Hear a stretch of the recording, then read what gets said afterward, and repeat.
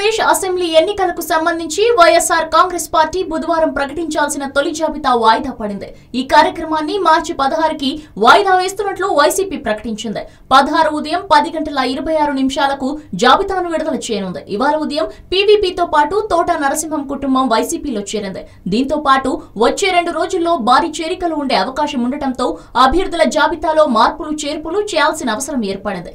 దానికి తోడు కొత్తగా చేరే వారితో ఇవాళ చర్చలు పార్టీలోకి ఆహ్వానించేలోగా ముందుగా అనుకున్న ముహూర్తం దాటిపోవడం కూడా అభ్యర్థుల జాబితా విడుదల వాయిదా పడింది. విశ్వసనీయ సమాచారం ప్రకారం 16వ తేదీ ఇడుపులపాయలో ప్రత్యేక ప్రార్థనల అనంతరం మొత్తం 175 మందితో మొత్తం జాబితా ప్రకటించాలని జగన్ భావిస్తున్నారు. అయితే ఇప్పటికే వైసీపీ అభ్యర్థులు వీరే అంటూ కొందరి పేర్లు సామాజిక మాధ్యమాల్లో షికారులు చేస్తున్నాయి. వారిలో కొందరు ఫైనల్ అయినట్టు తెలుస్తోంది. మంగళవారం సాయంత్రం కూడా వైసీపీ సీనియర్ నేత ఉమ్మారెడ్డి బుధవారం అభ్యర్థుల ప్రకటన ఉంటుందని పేర్కొన్నారు.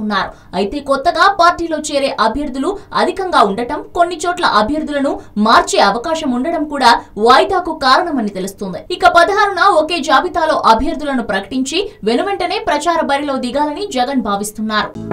హలో, మిమ్మల్నే యోయో టీవీ యాప్ డౌన్లోడ్ చేసుకున్నారా? ఇంకా లేదా? మీ యాప్ స్టోర్ కి వెళ్ళి వెంటనే డౌన్లోడ్ చేసుకోండి.